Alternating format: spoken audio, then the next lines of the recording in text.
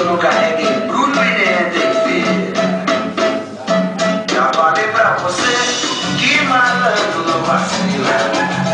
Já falei pra você que malandro não vacila. Malandro não cai, deixa com carregar. Malandro não dorme nem mochila. Malandro não carrega embrulho e também não entrei feira. Malandro não cai, deixa com carregar. Malandro não dorme nem mochila. Malandro não carrega.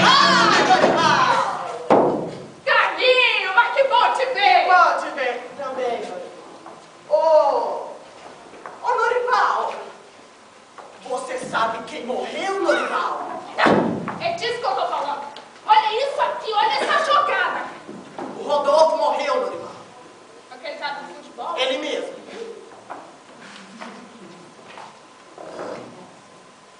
Morreu de quê? Quando? Morreu ontem. Já estava mal uns 2 meses. Até em câmara de ar ficou. É. Mas o melhor está por vir. Diga logo, senhor. Você se lembra da Suzana? Viúva há pouco tempo do Ernesto, Norival. Ô, silêncio! Pois então. Mandou uma coroa de flores para um defunto com a frase: leva todo o meu amor, sua Suzana. E olha que era muito amiga da mulher do defunto, Norival, da Suzana.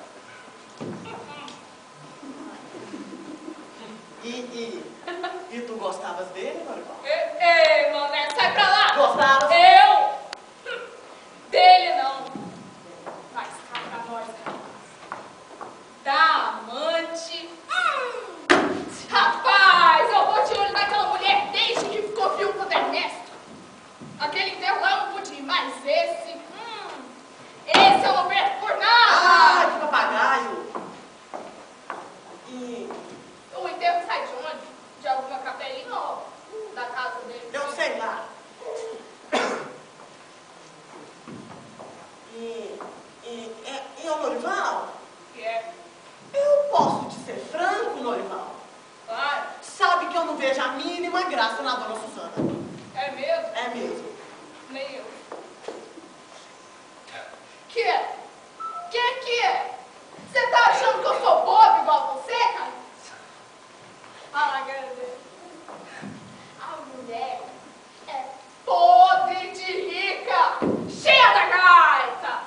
E deixa ver o que é que eu lhe desejo. Ô, Norival! Você é um homem de morte, Norival. Homem de morte. Morte. Aí, malandragem, já falei pra você que eu não carrego embrulho e nem entrei feira.